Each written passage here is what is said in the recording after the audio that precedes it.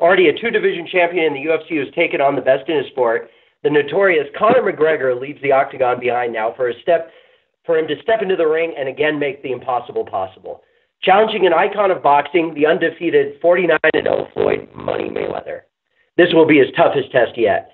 Can Conor shock the world? We'll all find out August 26th, live from the T-Mobile Arena in the fight capital of the world, Las Vegas, Nevada. Without further ado, I turn the call over to your questions for the Notorious Conor McGregor.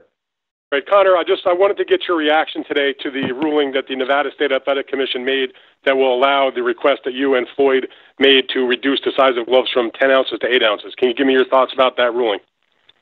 Yeah, I'm very happy with how the Nevada State Athletic Commission handled it. I think they handled it fairly. They listened to both requests and just the overall approach to the decision in the referees, the judges. I think they were very fair throughout. So that was a good thing for me, to see that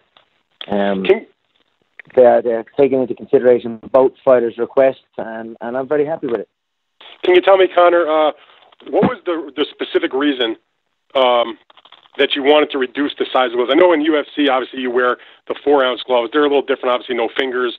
Some suspect that if you wear 8 ounce in the boxing match, it would be greater for your punching power. Others surmise that perhaps it would allow Floyd to have faster hands, which he already has fast hands.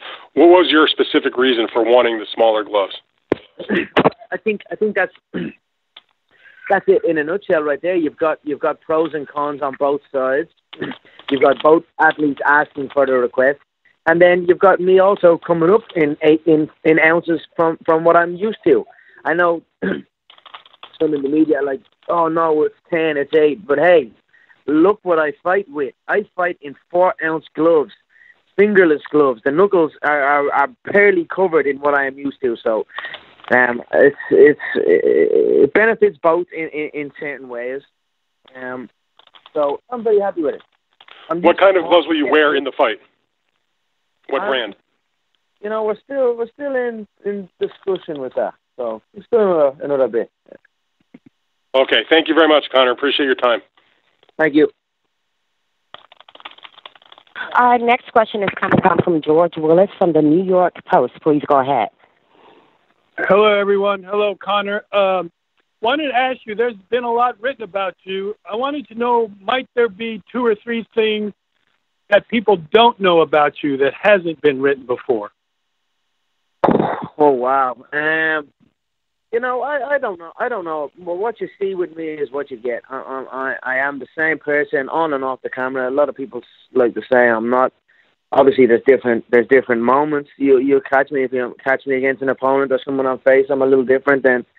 But I portray myself as who I am.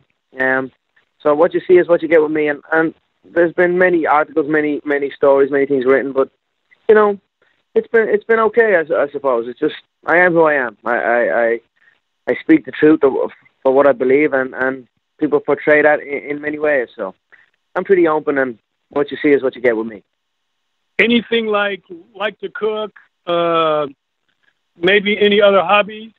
Changing diapers now lately, like that? Yeah. No, I'm razor quick with the diaper changes. In fact, I'm so quick lately, you might see me even change it. Right now I have a nutritionist who's been with me for this camp, bringing in the weight. So that's the cooking out the window. So he's been living with me since it must be 3 months now. We've had one hell of a camp. It's been one long stretch, a lot of hard work, a lot of dedicated and focused work, and then of course the nutrition has been the focus on nutrition has been top of the range, and that's why I'm in peak physical condition at this moment, 10 days out. Now we are closing in on the weight cutting phase, and then we weigh in and we fight. So that's about it. I'm open book, Yeah, and one more from me. How have you approached the challenge of possibly going 12 rounds in this fight? I mean, we've adjusted certain timings in my cardiovascular preparation. We've certainly, on the endurance phases, we've stretched it out to accommodate the 12 3-minute rounds. It's actually been very enjoyable to go from 5 5-minute rounds which is what I'm used to, which is 25 minutes, to 12 threes in the boxing, which is 36 minutes. You've got to factor in there's not as much grappling. There is still clinch work and that, but not to the extent of a mixed martial arts bout where you can end up on your back and you've got to tactically work your way back to your feet, which is very draining. But it's a different kind of cardiovascular training. So we've adjusted some things, and I feel absolutely amazing. I've done multiple 12-round fights in the build up to this. I've done 12 rounds just last night. We are more than prepared. Myself and my training my team that have formulated the McGregor Fast program. This is a cardiovascular training program that we formulated after I suffered my first defeat in the UFC to Nate Diaz. We formulated it for the Diaz 2 rematch, and he was a triathlete with a big weight advantage, much bigger man, and can go for days. That's what he specializes in. He has a gas tank, an unrivaled gas tank. So we had to come up with a special formula and a special method to train, and that's what we've done. And we done it, and we created the McGregor Fast program. And I've been on that since about a week after that was first loss, and since then I've had, I believe, 2 bouts under that, and now this will be the 3rd one. So I've been on this program over a year now, and you'll see the results. I mean, to be able to go from 5-5 to 12 threes, and we've done it pretty seamlessly as well. I'm very, very, very proud of it, and I'm very excited to go in and represent the McGregor Fast program on August 26th as well. Great. Appreciate it, Conor. Thank you. And our next question is going to come from Victor Mathis from the New York Times. Please go ahead. Hi. A while back, Floyd told Fight Hype magazine, Conor talks a lot of trash and people praise him for it, but when I do it, they say I'm cocky and arrogant. I'm telling you, racism still exists. I'm wondering if you see a difference between how fans treat you and Floyd, and whether you think race plays any role in that. Man, all you got to do is look at every single. I mean, how many times have I been slated by people? It's give and take here. I get my fair share of hate and my fair share of love also. You know, I believe it's a 50-50. I mean, look at every boxing analyst, and it's like I've been discarded, and it's like I'm not welcome here. You know, I've felt it as well. So it is what it is. I don't think, for me, this is athlete versus athlete. I was upset that Floyd tried to bring this in. I thought that was a weak move on his part when he knows and his people truly know that it's not from me. Not that am I saying that there's not people on both sides that have this mindset where it's black versus white and this type of thing, but it's certainly something I do not condone. This is athlete versus athlete, and 2 prime physical condition athletes about to take part in an amazing event, and that's it on my end. So I'm disappointed to hear the way sometimes it's been portrayed, but I suppose it's just the nature of the game with the way things are going on in the world at the moment. But all I can do is focus on my craft and look to go out and put on a great performance for the fans who are supporting this event as a whole. Thank you. Our next question is going to come from Rick Macy's from the Washington Post. Please go ahead. Yeah, Conor, you just alluded to this, but what do you make of some in boxing circles being so dismissive of this fight? And is that something that motivates you? It's certainly motivating. I mean, it's the disrespect and the disregard to my skill set I look at people so many times, and they've their mind is closed. They've got a closed mind to how things can be done, or it's a set way and there's no other way. Well, if that was the case, we'd never have reached across the waters and searched of other land, or we never have went into space, or you know what I mean. You've got to have an open mind, and you've got to realize that there are other ways, and there is a time and a place for every single move. You've got to give respect for other disciplines and other styles. Like for instance, fighting is a complex game. There is a time and a place for every single attack and every single move. It's about finding the correct timing for it. So when I hear the way they carry on and they disregard and disrespect, you know, it is what it is. I use it as motivation, and I look forward to going in and educating, and then. But at the same time, I get it. You know, I'm coming in. I'm supposed to be from another sport, and so I understand where it's at. But I'm just looking forward to August 26th, going in and proving what I'm saying, and then educating the world on what martial arts is, and giving the fans and everybody a good solid fight and earning my respect in this game also. And as an unrelated follow-up, in the UFC, you can't always wear clothes and endorsements like that. Are you looking forward to that? What do you have planned endorsement-wise for August 26th? Yeah, I've got a couple of endorsements I've signed with Monster Energy. They've been a brand that's with me. I also signed with BetSafe, and then as far as an apparel deal, we're close to an apparel deal. But at the same time, I'm in no rush. I've got good endorsement deals. As far as in-ring endorsements, they are two that will be on the shorts, I believe. But look, there's so many moving parts in the game. I'm just kind of trying to roll with it. And look, it's 10 days from the fight time, so I leave this to my agency, my management agency at Paradigm Sports Management, to handle that side of the business. But it is certainly a good business. So I'm very happy with everything that's been going on the endorsement side. Thank you very much. Thank you.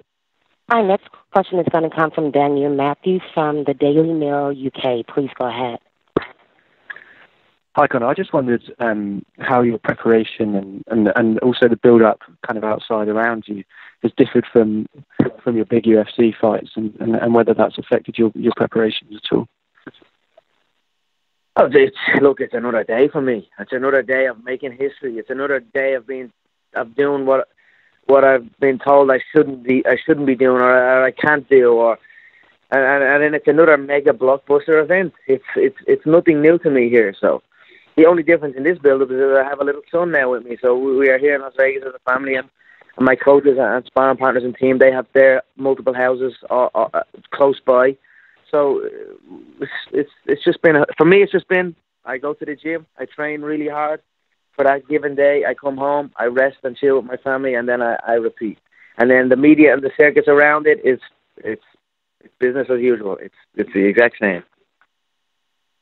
And just last night on Jimmy Kimmel, Floyd kind of teased the prospect of a rematch. I just wondered whether you believe him or whether that's just kind of talk that the kind of thing that he mentioned about doing it in the octagon on the press tour, or whether you believe him. Yeah, I didn't watch it. I didn't hear the Jimmy Kimmel. I got some snippets of it. Someone said I got tagged in some stuff, but I didn't really hear much of what he said. As far as what he said on the World Tour, he said he would step into the octagon. I mean, if he would do that, he would have my respect. Anyone that is willing to step into a game like that, where the limitations are so short, deserves respect, and that's at all levels. Whether it's at club level in a small hall or a big stadium filled full of fans, if you get into that game, or any combat sport game for that matter. But if he was to follow through on his word on that, then great. I'll be here to grant him his rematch. But right now we're focused on putting him away August 26th. And then we'll see what happens after that. I also have multiple world titles to contend inside the Ultimate Fighting Championship, and we'll see. Maybe he can come over, and after he gets his ass whooped, he can try and challenge for my lightweight belt. I don't know whether I would be happy with that one. No, I don't know. We'll see what happens. And I don't know what he's going to do. I don't think so. But it would be good. So. I just wondered, whether you're obviously very confident, but I wondered whether your mindset has changed at all with anything he's done or anything that's happened in the build-up has given you more confidence. I think the team I have around me has instilled confidence in me. We have a solid team. It's been a growing team and an adjusting team throughout my career, and I think we just understand how it's done and how it's done correctly. And training's gone absolutely flawless. Everyone has a say. Everyone listens to each other. There's no my word is not final. And everyone's input is there, and then we come to the best solution off of everyone's input. And it's just been an absolute amazing camp, and the work obviously has been. The other night we were in the altitude chamber at 13,000 feet at the Ultimate Fighting Championship Performance Institute, and it was a scary training session. There's no way in hell that I am not ready to fight in the deepest of trenches in this contest. The training sessions and the practice that we've been putting in has been to hell and back. So we are prepared for every possible outcome. I believe now the gloves are 8 ounces. I don't believe he makes it out of the second round. Part of me is hoping maybe he can last, so I can. So the word of a lucky punch or that type of thing, which I've been labelled with before, even though I have multiple first round KOs, even though I have multiple under 1 minute KOs on my record. So part of me kind of wants to show some skill and to dismantle him that way, but I do not see it. I do not see him absorbing the blows in the first 2 rounds. But we are ready for absolutely every scenario. I'm ready to go to war for the full 12 rounds, and I'm ready to put him away in the first 10 seconds. So that's where my head's at. Brilliant. Thanks very much, and good luck. Our next question is going to come from James Dalen from Sky Sports. Please go ahead. Hi, Conor. You said you're happy with the 8-ounce gloves. Floyd has worn 8-ounce gloves in 46 out of his 49 fights.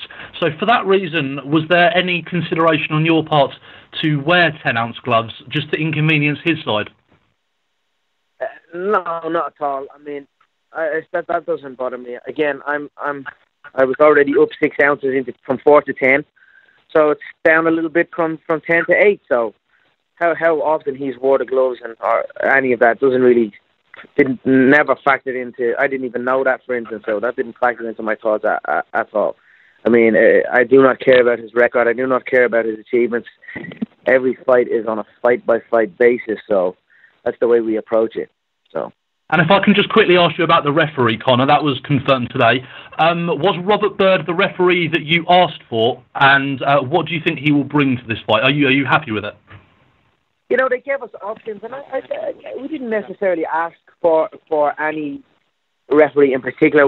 There was a referee or two that gave an opinion on the fight, and it was like a little bit, you know, if that's the case, it's very hard for them to be considered. So that was where we were at with it. And then the referee, we were kind of hoping there was like a mix between an MMA, someone who had some link to an MMA bout. And I mean, Robert Byrd is a phenomenal referee.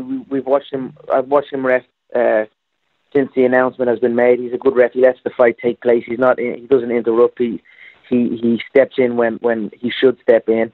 And then he's also has some links to mixed martial arts. Also, his wife Adelaide Byrd is involved in the mixed martial arts game. So I think I'm very pleased, and I think it's a credit to the Nevada State Athletic Commission on their choosing. It was done very, very fairly. So we are very happy with it. You weren't hoping for Tony Weeks then, by any chance? Tony Weeks was also a consideration, and he was also selected. He has reffed both MMA bouts and boxing bouts. So yeah, he was definitely one on our list also. But we are happy. We are happy with the selection. Thank you. Our next question is going to come from Ariel Hawani from MMAWeekly.com. Please go ahead. Hey, Conor, how are you? What's up, Ariel? Just wanted to quickly follow up on that. Did you have any issues with the 3 judges selected by the commission? No, I didn't have. You know, I'm not going to say I haven't really studied on the judging. So to speak, it's very hard to find out like a history of the judges just yet. I believe my coach, I'm sure Coach Kavanagh, has been already on that case. But I believe it's a fair mix across the board. I believe there's US, there's European. I think again, I cannot commend the Nevada State Athletic Commission. They've done a hell of a job.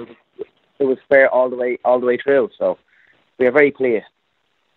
On Monday, your former sparring partner, Paulie as you said that he is trying to fight you. That's his intention. He would like to fight you.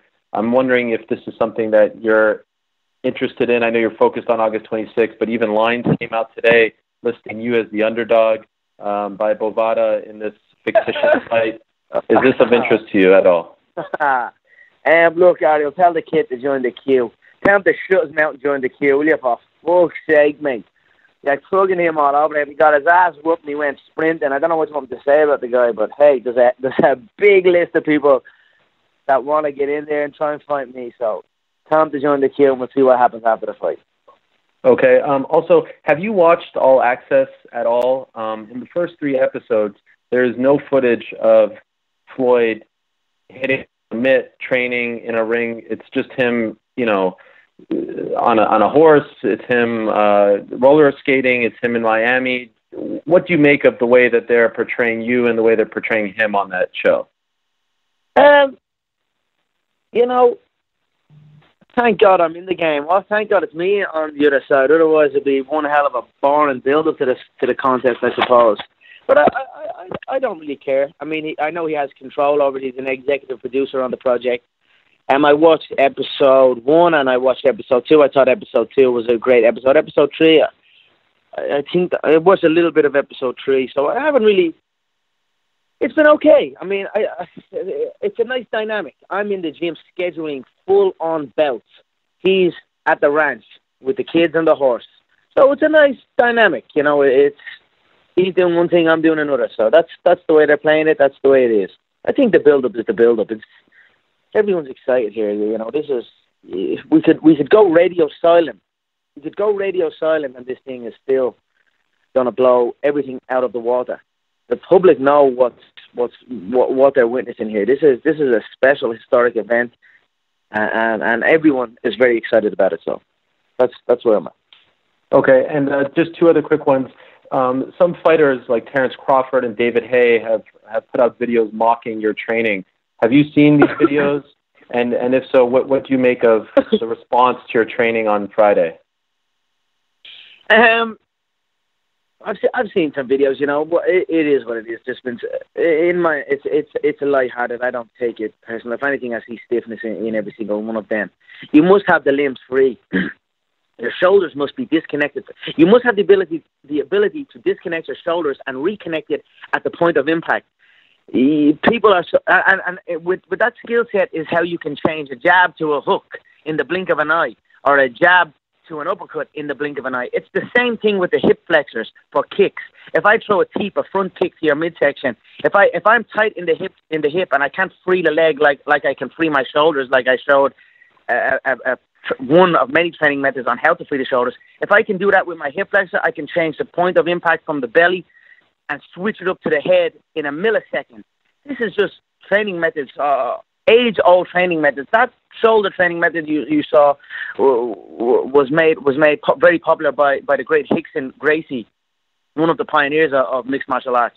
It's a shoulder loosening exercises. It gets the shoulders warmed up. You've got to do it correct though. I seen David Haye hit pads with it. You can't hit pads with it when the shoulder is disconnected. You hit when the shoulder is disconnected, and you'll do serious damage to yourself. And David Haye is a man who's pulled out contests over a sore baby toe, so he must be careful with the way he hits pads. But it is what it is. I mean, again, we will educate as we go forward. It's a marathon, not a sprint. So I look forward to it. Lastly, you said that you want to defend your multiple world titles in MMA. Do you still consider yourself the featherweight champion? Oh, 100%. I mean, how can I not consider myself the UFC featherweight world champion and the UFC lightweight world champion? The current UFC featherweight world champion is Max Holloway, a man who I dismantled, and then the former was Jose Aldo. I mean, I still reign supreme over that division. And then also the 155-pound division, I know there's talks of an interim belt. I had only won that belt, and literally a month later there was an interim schedule. So, but it is what it is. Everyone knows I am the multiple weight world champion of the UFC's featherweight division and lightweight division, and I look forward to going back and continuing where I left off. Thank you, Conor. Thank you. Our next question is going to come from Dan Rovell from ESPN. Please go ahead.